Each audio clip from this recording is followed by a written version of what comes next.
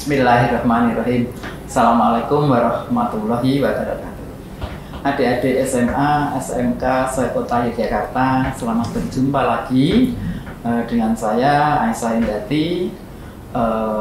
Kita akan berbicara tentang motivasi belajar siswa di masa pandemi. Akhir-akhir ini kita semua merasakan, tidak terkecuali di Yogyakarta, kita sedang dilanda pandemi dari virus corona disease 19. Jadi seluruh dunia itu sedang mengalami pandemi. Pandemi itu jadi semuanya itu merasakan, tidak hanya Indonesia, tidak hanya Yogyakarta, tidak hanya adik-adik, tapi seluruh manusia, seluruh individu di dunia ini sedang mengalami hal tersebut. Tentu saja hal tersebut akan berpengaruh pada seluruh aspek kehidupan manusia. Tidak terkecuali dari aspek fisik, kesehatan, psikologis, emosi kita uring-uringan. Secara sosial kita tidak bisa pergi berjalan-jalan, berjumpa dengan teman, bertemu di sekolah, dengan guru, dengan bokbon, dengan kawan-kawan, bersepeda. Kemudian yang lain yang tidak kalah pentingnya yaitu dunia pendidikan, di bidang pendidikan. Kita semua anak-anak ya, sejak dari PAUD, TK, SD, SMA, SMP, SMA, dan perguruan tinggi, semuanya itu belajar dari rumah.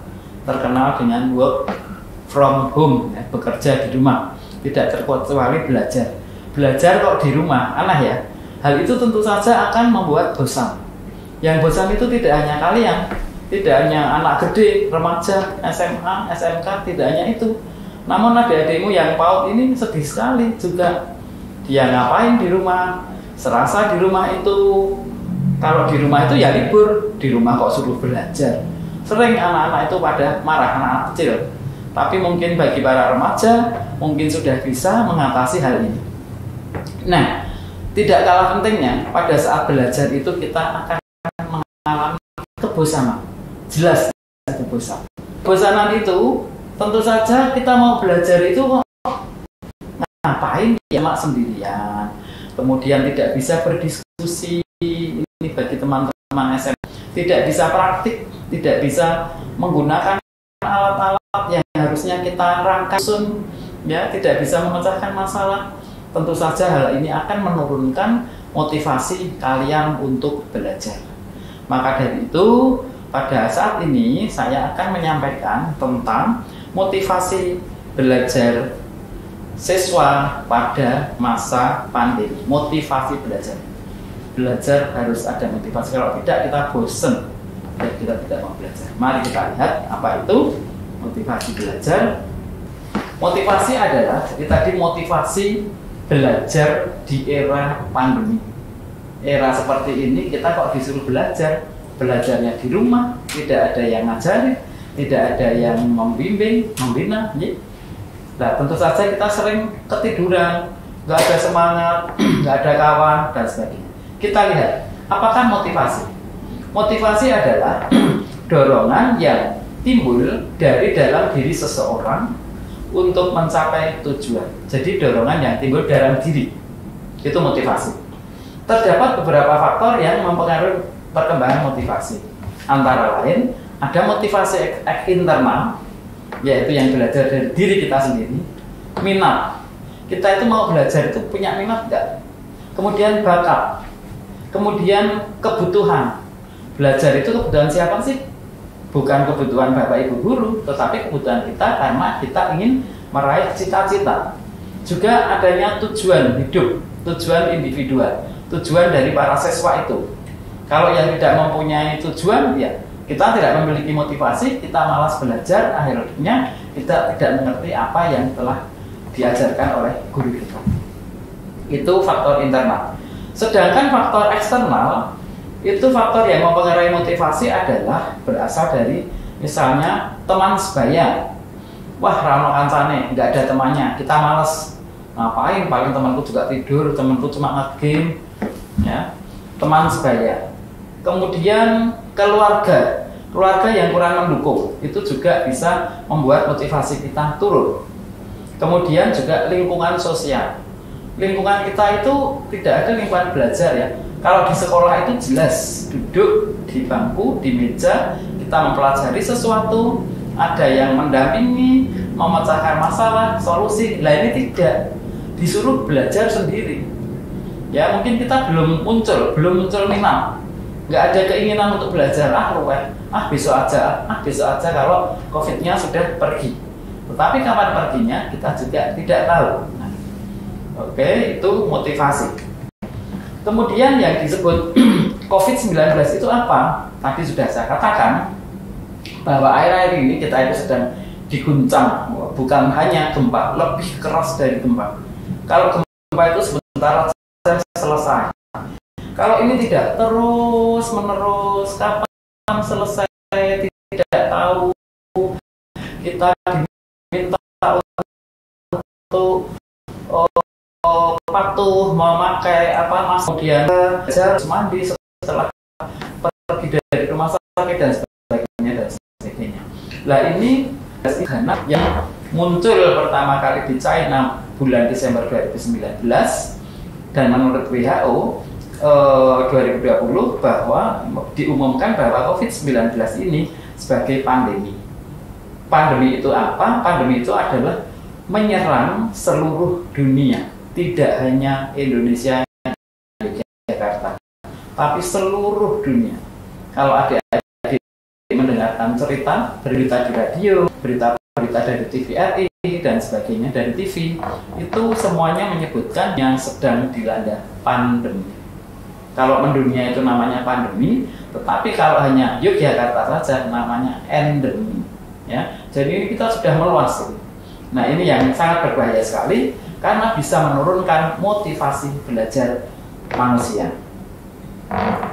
Selanjutnya, masih dikatakan bahwa COVID-19 ini tadi sudah dikatakan ya, menyebabkan kita semua manusia, semua individu itu bekerja di rumah.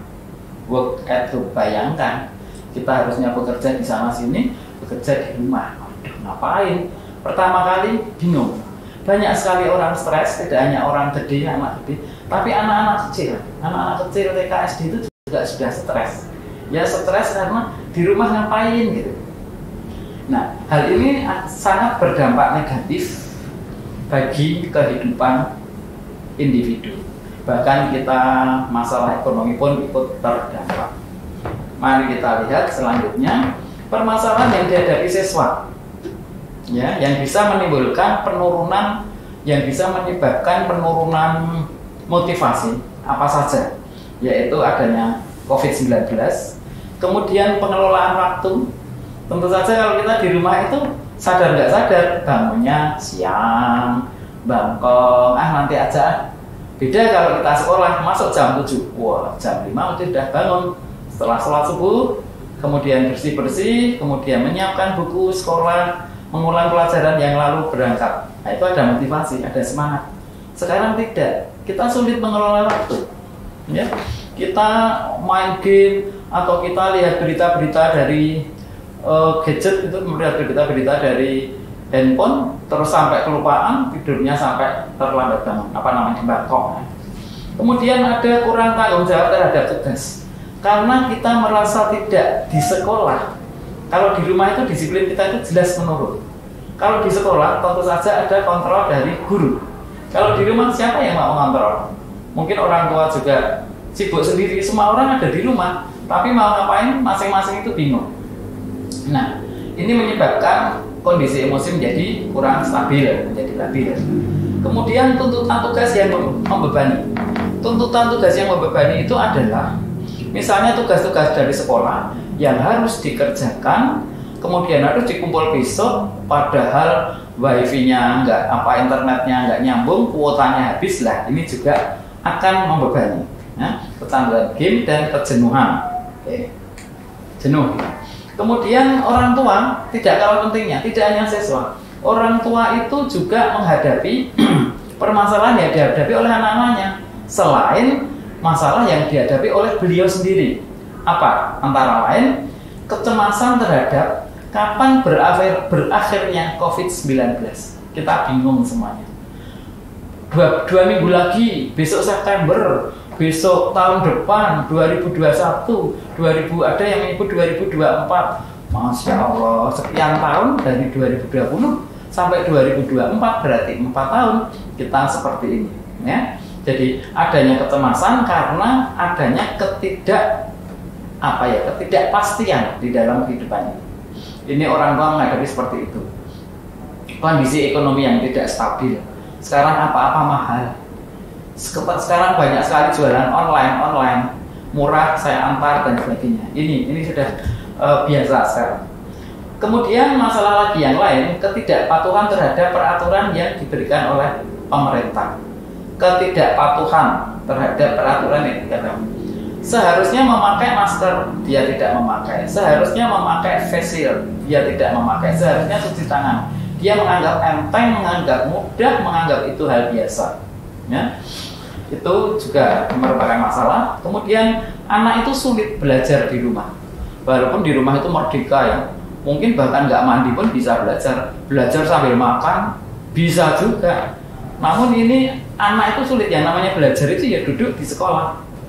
Kemudian mungkin juga anak kecanduan game, variasi gaya belajar ini juga membingungkan, ya, variasi gaya belajar. Sulit menerima nasihat dari orang tua untuk tidak beraktivitas di luar rumah. Wah, ini anak-anak ini di lingkungan tempat saya tinggal itu banyak sekali anak sepedaan. Wah, menurut beliau mungkin ya, kalau sudah memakai masker itu sudah aman-aman saja, namun juga belum tentu. Nah, ini permasalahan dihadapi orang tua ya, kecemasan. Kemudian kalau kita lihat kebutuhan dasar remaja itu ada kebutuhan fisik, psikologis, sosial, harga diri, dan aktualisasi diri. Nah, pada masa COVID, kalau kebutuhan fisik itu sandang, pangan, papan, ya.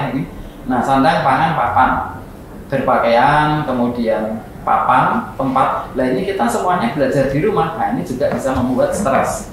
Kemudian kondisi psikologis, rasa nyaman, rasa aman. Kita belajar di rumah itu tidak nyaman. Kemudian kebutuhan sosial, harusnya remaja itu juga masih bergaul, harusnya masih bisa bergaul dengan teman-teman. Ini tidak. Kemudian harga diri dan aktualisasi diri. Siswa kurang bisa akses. Ini kebutuhan dasar remaja yang mana ini bisa membuat stres. Apakah stres itu? Stres itu adalah reaksi fisiologis dan psikologis yang terjadi ketika seseorang merasakan ketidakseimbangan antara tuntutan dan kenyataan. Jadi pada saat COVID ini banyak sekali individu-individu atau manusia-manusia sejak dari anak sampai orang dewasa, anak, remaja, dewasa, bahkan sampai lanjut usia itu mengalami stres. Keluhannya apa? Mungkin kulit gatelan terus, perut sakit, nafas sesak, sistem otot mudah capek, ya, reproduksi terganggu. Mungkin yang remaja putri itu menstruasinya terganggu. Kemudian rambut rontok, kemudian jantung deg-degan. Ini reaksi dari stres yang bisa menyerang bagi siapa saja, sejak anak sampai lanjut usia. Kemudian reaksi emosionalnya apa? Marah, ya, cemas, bosan. Nah, ini merasa tidak berdaya, depresi. Suasana hati mudah berubah, moody, ya. Perasaan tidak pasti. Kapan tuh ini COVID-nya itu selesai? Uring-uringan, malas, dan menarik diri dari orang lain. Itu reaksi emosional. Pengelolaannya bagaimana? Kita harus bisa mencari aktivitas baru pada masa pandemi ini. Apa misalnya? Olahraga di rumah. Nah, olahraga di rumah itu ya yang ringan-ringan apa di rumah. Relaksasi, yoga, ya. Mengembangkan hobi, masak, jualan online. Lah ini positifnya itu ini terpenuhi, ya, jualan online. Istirahat harus cukup, pengelolaan waktu yang baik, disiplin, makanan bergizi, sharing online pada teman yang dipercaya. Mungkin membuat grup kelas kalau sudah ketemu grup, ya. Mungkin kalau ini adik-adik mahasiswa baru, nanti akan terbentuknya grup-grup, kita bisa ngobrol lewat grup tersebut. Ini paling tidak bisa mengurangi stres. Kemudian metode belajar di era pandemi itu bagaimana? Secara internal, jaga kondisi fisik. Makan sehat, 4 sehat 5 sempurna, 6 bermanfaat, menjaga kondisi fisik, mengatur pola makan, jangan makan yang aneh-aneh, sambel terus, rotisan terus, nanti perut sakit, ya. Waktu istirahat cukup, mengenali potensi diri, oh saya tuh harus ada istirahatnya, harus tidur dan sebagainya. Meningkatkan motivasi atau semangat, ini yang sulit. Kita yakin mampu mengatasi hal ini. Nah, kita harus yakin di era seperti ini, insya Allah saya akan coba mendalami materi, kemudian pantang menyerah. Ini metode belajar di era pandemi. Kelihatannya sederhana, namun agak sulit dilakukan. Agak sulit ini, hanya beberapa poin, tapi kalau kita tidak benar-benar disiplin pada faktor internal ini. Kenapa internal? Karena internal itu yang bisa menjalani hanya kita sendiri. Walaupun diopiak-opiak dari luar, kalau kita nggak ada niat, nggak ada semangat, nggak ada modal, kita tidak akan semangat ya, kita tidak akan bangkit semangatnya. Faktor eksternalnya apa? Harus ada lingkungan yang mendukung untuk belajar, lingkungan yang kondusif, termasuk sarana penunjang, wifi, kuota internet lah ini. Keuangan membengkak ya, kuota internet, wifi. Kemudian pengubahan jadwal, pengubahan atau penjadwalan kembali jam belajar. Kita harus tata jam belajar kita. Ya, ini yang nanti adik-adik siswa baru setelah memperoleh jadwal, kemudian dicocokkan kira-kira yang cocok itu yang mana. Kenapa begitu? Karena ke depan ini kita masih sekolahnya nampaknya melalui daring ya. Jadi kita harus pandai-pandai menjaga ini, menata. Juga yang penting kondisi perekonomian keluarga ini juga sangat berpengaruh. Selanjutnya solusinya dapat mengatur waktu antara jam pembelajaran dan bermain ya. Jangan lupa tetap bermain ya. Jangan hanya belajar, tetap bermain. Itu untuk pengurangan stres. Meningkatkan motivasi melalui kuis yang diberikan oleh pihak sekolah. Nanti sekolah akan memberikan kuis berdean, ada rewardnya, gitu ya. Menciptakan kreativitas sesuai dengan bakat yang dimiliki. Ya, kalau yang bakatnya basket, dribble aja di rumah, voli, lari-lari, main tali itu dan sebagainya. Kemudian membuat perencanaan kegiatan selama seminggu sekali untuk membuang kejenuhan. Seminggu sekali model belajar dirubah lagi, seminggu lagi dirubah lagi. Kenapa? Untuk mengurangi kejenuhan. Ya, ini solusi. Kemudian meningkatkan sharing dengan keluarga. Ini agak sisi positif. Yang tadinya nggak pernah ketemu ayah, ibu, adik, kakak dan sebagainya, sekarang menjadi ketemu. Bisa ngobrol, baca koran bersama-sama, kemudian masak bersama-sama, masak kue, masak sop, roti bakar dan sebagainya. Nah, ini solusinya. Kemudian yang secara eksternal, orang tua harus juga mengenali potensi anak. Ya, orang tua itu sekarang sebagai pengganti guru di sekolah untuk mengawasi waktu belajar. Kemudian mengarahkan masa depan anak, ngobrol masa depan anak, mendengarkan radio, memberikan fasilitas subsidi kuota ini yang sulit ini, subsidi kuota internet, wow, gitu ya, membengkak ini jelas. Kemudian melihat apakah minat anak itu sudah sesuai dengan kemampuan, kita arahkan. Orang tua jangan memaksakan kehendak ya, pada anak. Tumbuhkan motivasi berprestasi. Ayo kita bermain-main bersama, menanam tanaman dan sebagainya. Melakukan pertemuan via online guru siswa untuk memantau kondisi siswanya. Ya, kemudian ternyata terakhir sudah matur nuwun. Demikian adik-adik sekalian, adik-adik atau anak-anakku ini ya, yang sebentar lagi kalian akan belajar secara online. Sebenarnya itu juga kalau dibuat menyenangkan, ya menyenangkan. Tetapi kalau dibuat membosankan, ya membosankan. Tetapi pesan saya, buatlah situasi ini situasi yang menyenangkan. Karena Anda adalah generasi, siswa itu generasi yang membentuk kreativiti sendiri. Kondisi apapun jangan goyah ya. Tak lekang oleh hujan, tak lapuk oleh panas. Gitu kira nampaknya. Oke, selamat belajar adik-adikku sekalian. Sukses untuk kalian ya mencoba situasi yang baru. Assalamualaikum warahmatullahi wabarakatuh. Sukses untuk kalian. Semangat!